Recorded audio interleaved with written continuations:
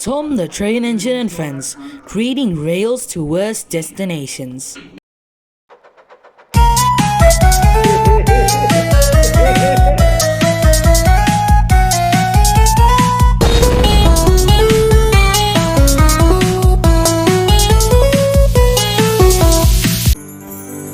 Tom's Island is very beautiful.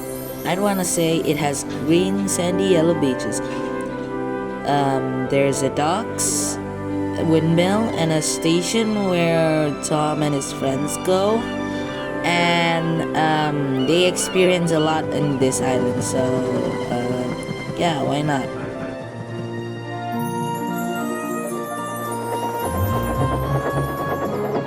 The island has so many railway lines.